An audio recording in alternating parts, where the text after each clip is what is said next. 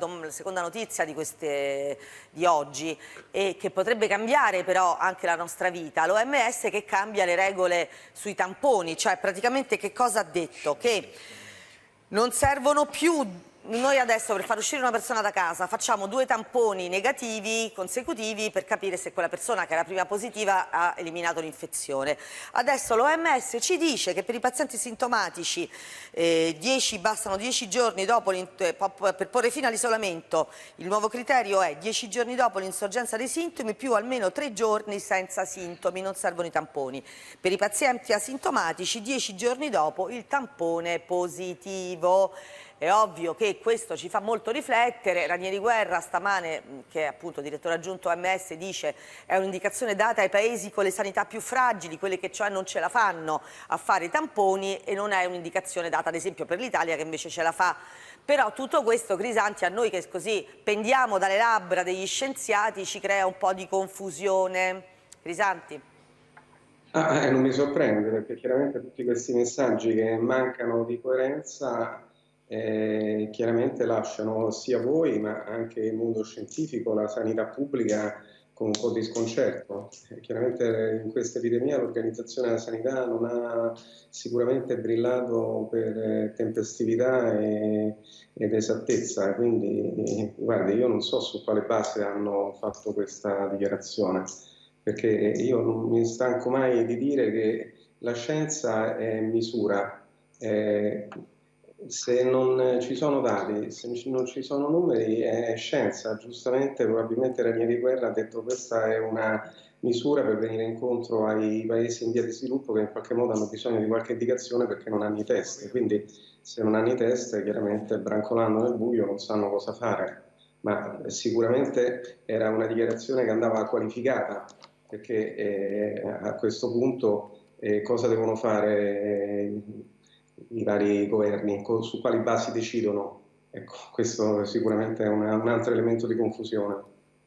Certo, perché pure Speranza ha detto lo terremo in considerazione, però insomma va bene, dai, vediamo che succede. Fammi vedere il primo weekend, anzi il secondo weekend. Sì, però diciamo estivo il primo, perché è iniziata l'estate, quindi mettiamo che è il primo, dai, è la 17, lo dico alla regia. Un giro da nord a sud, insomma, di questo primo weekend estivo, insomma, in alcune città ha piovuto, per esempio Roma, in questo weekend, ma in alcune città no. E vediamo com'è andata sulle spiagge italiane in questo filmato.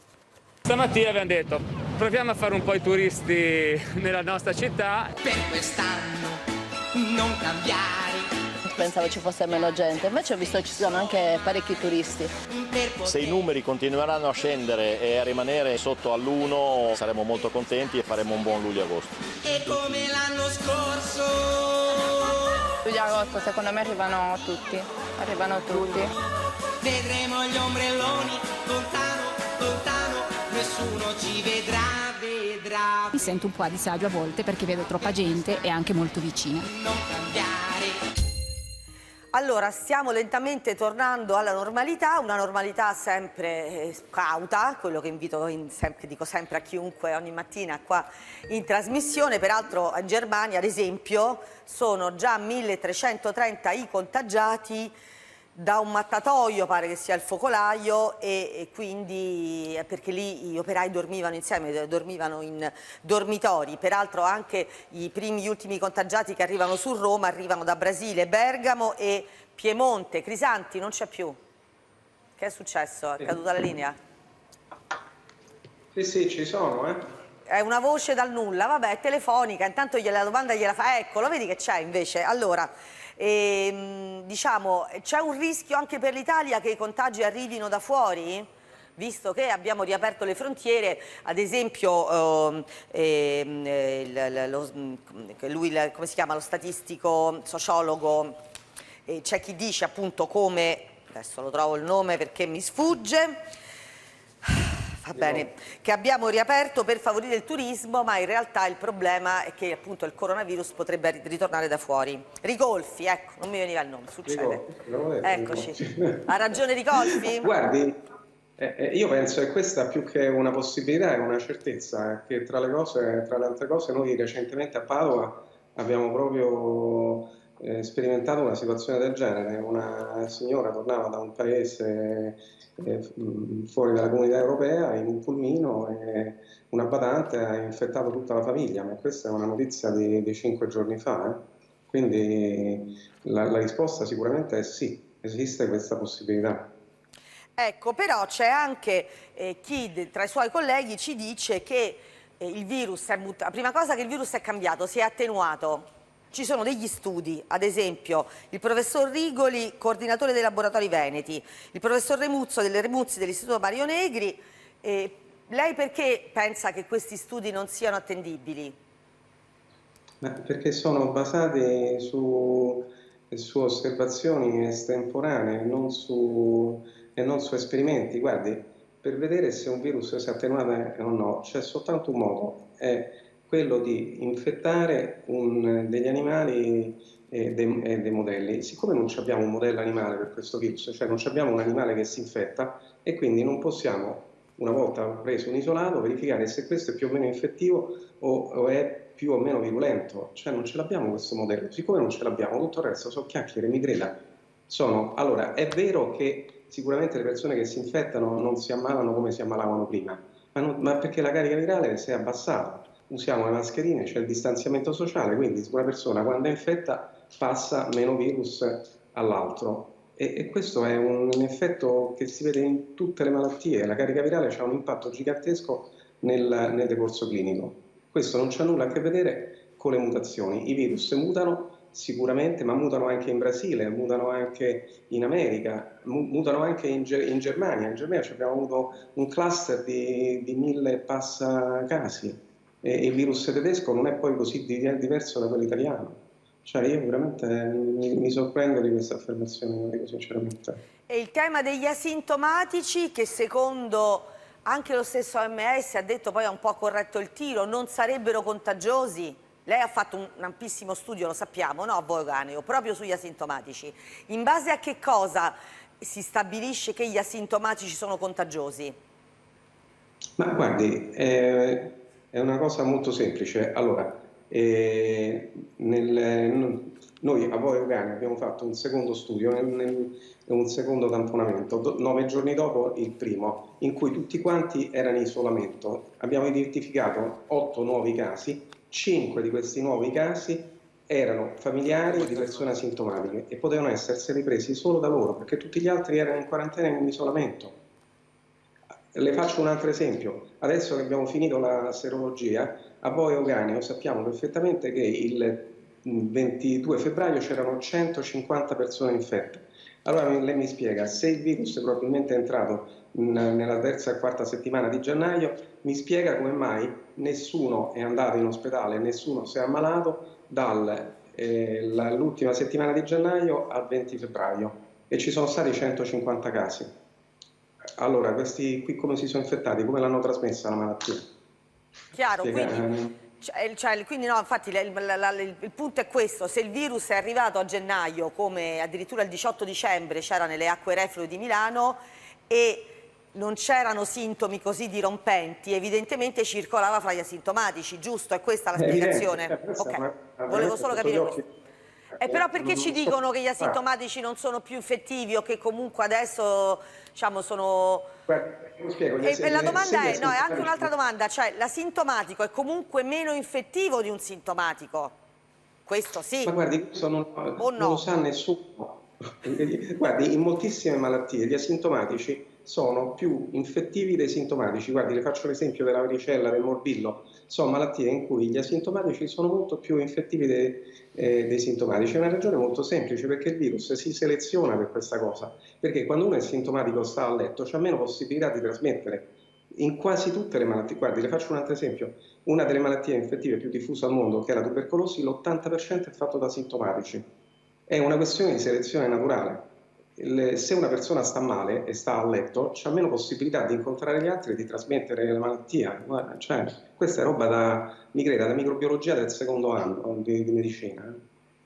Non lo dica a me, però lo dica ai suoi colleghi, perché... Professore, no, lo dico perché lo dico.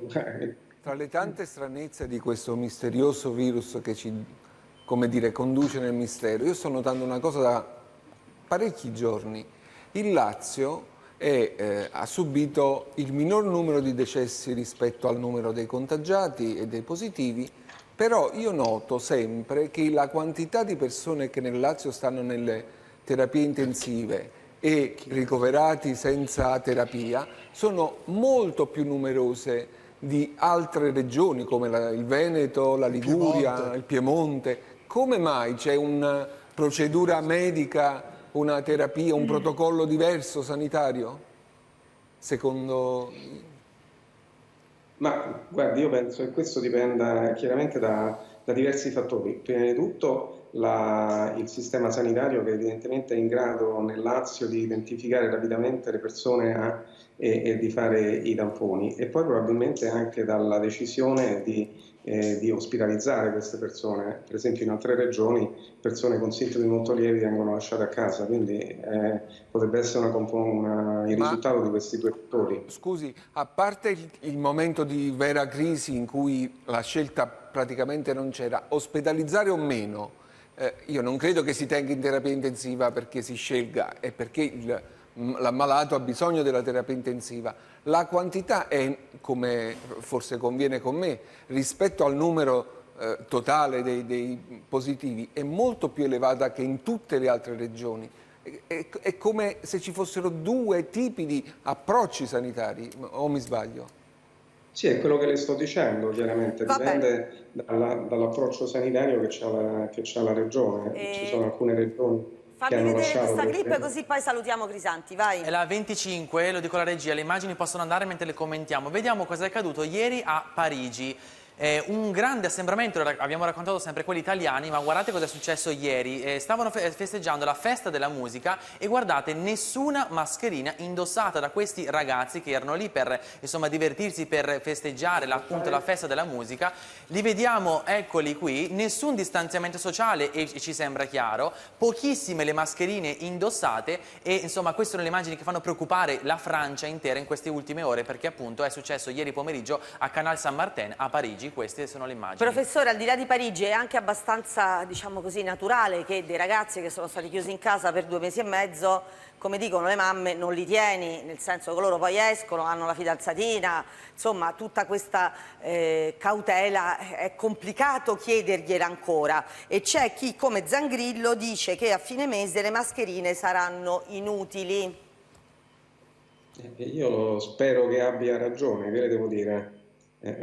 Sicuramente la dinamica dell'epidemia nel mondo non ci lascia ben sperare, perché sicuramente ci sarà la possibilità di rimportare dei casi.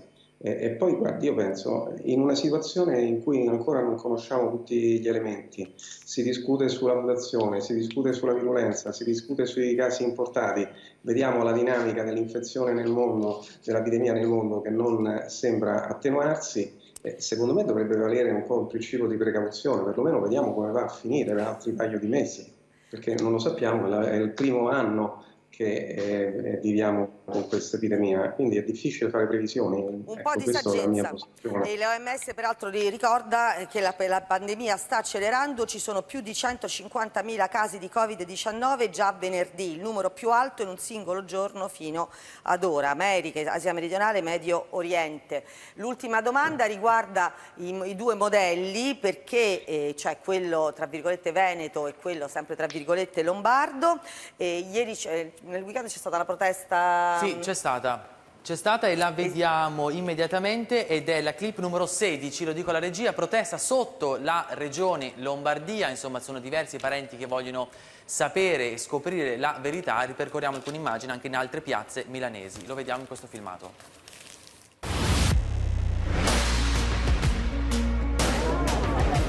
Grazie.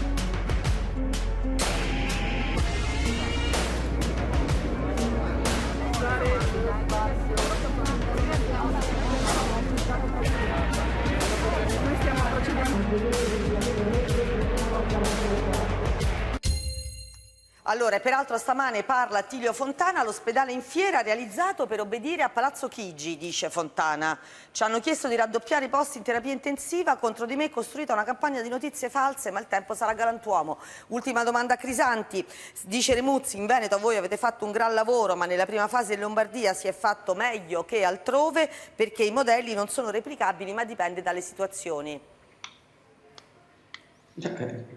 Guardi, io penso che siano i numeri a parlare. Il Veneto e la Lombardia sono partiti quasi con lo stesso numero di casi. La differenza è che per una settimana, mentre noi isolavamo capillarmente tutti i casi positivi e li isolavamo, in Lombardia pensavano a far ripartire Milano. Ecco, la differenza è tutta qui. Se il virus poi, come abbiamo visto, c'aveva un R0 di 3, che significa che ogni 5 giorni gli infetti si moltiplicano per 3. Lei pensi, se le regioni colpite dalla Lombardia avevano una prevalenza, cioè un numero di infetti, una percentuale pari a quelli del Veneto, che era del 3%, dopo praticamente 5 giorni erano il 15%. Dopo altri 4-5 giorni si arriva tranquillamente al 30-35%, e che è lo tsunami che ha colpito la Lombardia. Va bene, grazie professor Crisanti, buon lavoro e ci faccia sapere come va a finire con la Procura di Bergamo. E vorrei vedere Conte, perché si sono chiusi gli stati generali ieri, così facciamo due appunti di economia, vai. E lo vediamo, è la numero 10, lo dico alla regia, conferenza stampa conclusiva degli stati generali, tanti i punti toccati, partendo con una citazione di Baricco, fatta da Conte, poi l'ascolteremo, ma si parla di IVA, le opposizioni, autostrade e non solo, lo vediamo. Ci siamo resi conto in questi giorni, confrontandoci con tutte le componenti del Paese, che non è affatto sufficiente riformare il Paese. Noi dobbiamo reinventare